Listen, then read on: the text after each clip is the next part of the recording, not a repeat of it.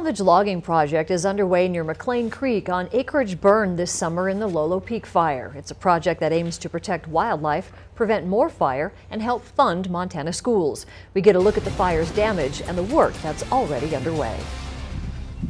Life is beginning to emerge again in the charred earth left behind after the Lolo Peak Fire burned so furiously this summer. Here you can still smell the burn, but you can also hear birds and the wildlife.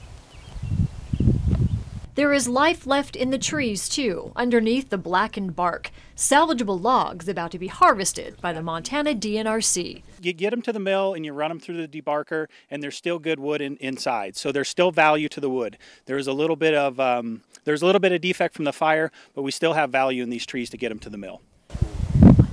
There are more than 1,000 acres in this particular project, with more than 400 acres marked for harvest. It's estimated there's more than 2 million board feet here, providing anywhere from $80,000 to $100,000 for the Common Schools Trust. If we had just allowed this to go, all these dead trees would eventually fall over. Then you're at a threat for reburn. And not only on top of that, we've lost value in these trees. These are school trust lands, so all funds and monies and proceeds from this sale goes to the Common School Trust, which is K through 12 schools. So part of my responsibility as a land manager for DNRC and on these trust lands is to produce some income for that school trust. So if we were just to let these trees go, we would lose all that value to the school trust. Life is starting to come back to this scorched earth. In fact, this project aims to help wildlife recover. They're leaving 2 trees per acre for the cavity-dwelling creatures. And there are 2 sections of this project that will not be touched. That's to protect the habitat of the blackback woodpecker.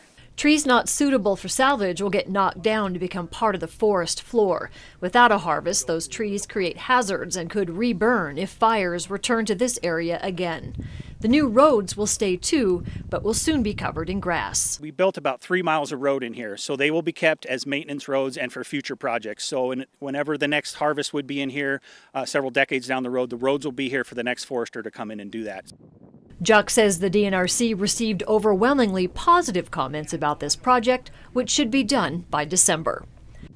Pyramid Lumber in Seeley Lake won the bid to process those logs.